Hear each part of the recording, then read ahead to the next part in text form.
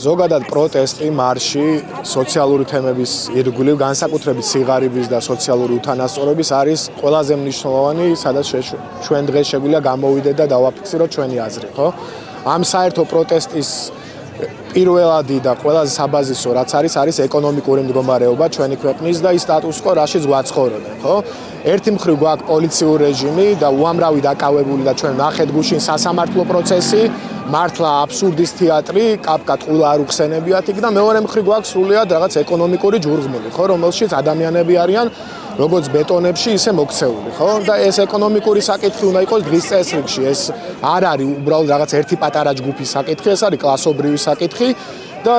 აერთიანებს ბევრ თემას, ხო? ეს იქნება ბავშვთა კვება, ბავშვთა შიმშილი, ეს იქნება პენსიონერების ყოველდღიური მდგომარეობა, დევნილთა ყოველდღიური მდგომარეობა და ადამიანები, რომლებიც რაღაც დარჩენილიან სრულიად უარაფროდ სოციალურ-ეკონომიკურ მდგომარეობით, პლუს ამას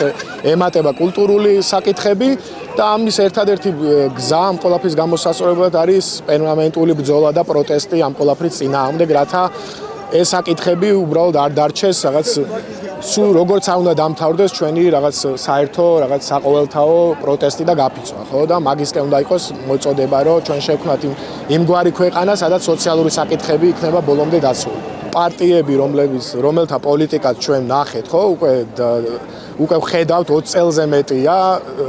თუ რას უშვება ეს პარტიული დღის წესრიგი ჩვენ დღევანდელ ქვეყანას, ჩვენ ყავს პარლამენტში უმეტესი ადამიანი, რომელიც არის მილიონერი, რომელიც დაკავშირებული არის რაღაც საბანკო ბიზნესთან, დაკავშირებულია სხვადასხვა ეკონომიკურ კლასთან და ეს პოლიტიკა მათი თავდაპირველადი ამოცანა მათი არის ხალხის რაღაც გაყოლება, ხალხის რაღაც სოციალური მდგომარეობის სრული განადგურება და აქედან გამოსავალი ამ შემთხვევაში უნდა იყოს პირველ რიგში თვითორგანიზება, ხალხის გაერთიანება და მეორე მხრივ ისეთი პარტიების და ისეთი მოძრაობების წინა პლანზე გამოჩენა, რომლებიც ამ დღის წესრიგს თავიანთი პოლიტიკით დაუპირისპირდებიან და ეს მხოლოდ საარჩევნო ფურცელზე დაწერილი პროგრამები არ უნდა იყოს, ხო? როდესაც ჩვენ ნახეთ წლევანდელ არჩევნებზე რამდენიმე პარტია, რომლის ლიდერიც რაღაც ცნობილი არის და ფული უშოვია საბანკო სფეროში და სხვადასხვა სფეროებში, ეს ადამიანები საუბრობდნენ სოციალურ საკითხებზე. და ეს არის უბრალოდ პოპულიზმი და მაგის მიღმა უნდა დაიბადოს რაღაც დიდი ახალი სხვადასხვა ტიპის მოძრაობა, პარტიები მათ შორის, რომლებიც ამ დღის წესრიგს შეცვლიან. და ჩვენ როგორც არ უნდა დასრულდეს რაღაც ჩვენი ბრძოლა,